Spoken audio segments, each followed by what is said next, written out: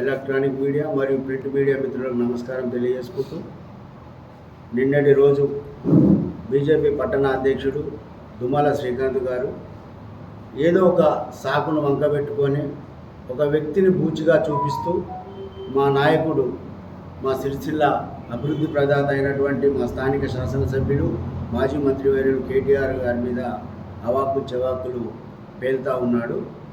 అసలు నీ స్థాయి ఏంటిది అనేది నీవు ఒకసారి ఆత్మపరిశీలన చేసుకోవాలి.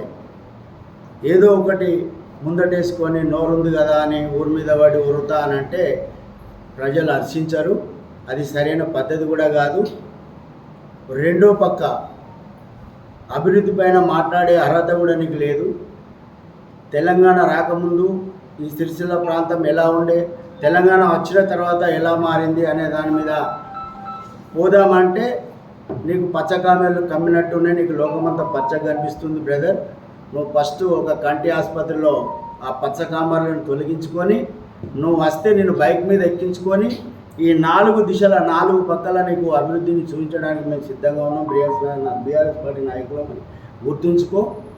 నోరుంది ఇక మా ఇష్టం. మీ నాయకుడు మీ నోరుకు తగ్గట్టు మీ నాయకుడు దొరికిండు మీకు. ఆయన అదే పద్ధతిలో వాళ్ళ వాగుతూ ఉంటాడు. మీరు కూడా అదే పద్ధతిని నేర్చుకున్నారు, అదే సిస్టంలో పోతున్నారు. ఆ సిస్టంలో పోయి మా నాయకుడిని, ఎంతో ప్రజాభిమానం కలిగినటువంటి మా నాయకుడిని విమర్శించే స్థాయి నీకు లేదనే మాట మరోసారి నీకు గుర్తు చేస్తూ, నువ్వు అసలు నీ ప్రజా జీవితంకే పనికిరానటువంటి వ్యక్తివి.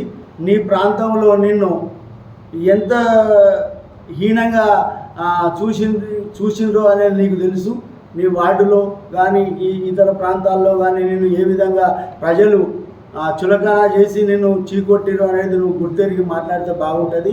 ఇంకోసారి ఇంకే తప్పైనా కూడా ఈరోజు కూడా బీజేవైఎంకు సంబంధించిన యువకులు మా క్యాంప్ ఆఫీస్ సార్ యొక్క అధికార నివాసం మీద దాడి చేయడానికి ప్రయత్నించారు. దాన్ని కూడా మేము తీవ్రంగా ఖండిస్తూ, అసలు దేనికోసం ఆయన ఆఫీస్ మీద మీరు ఫైట్ చేయడానికి రావడానికి ఏముంది అక్కడ? ఏదో ఒకటి వంకబెట్టి ఏదో ఒక సాగేసి ఏదో తన మీద బురద జల్లాలి మా నాయకుని మీద. మా నాయకుడు రాష్ట్ర నాయకుడు, రాష్ట్రంలో ప్రజాభిమానం కలిగినటువంటి గొప్ప నాయకుడు.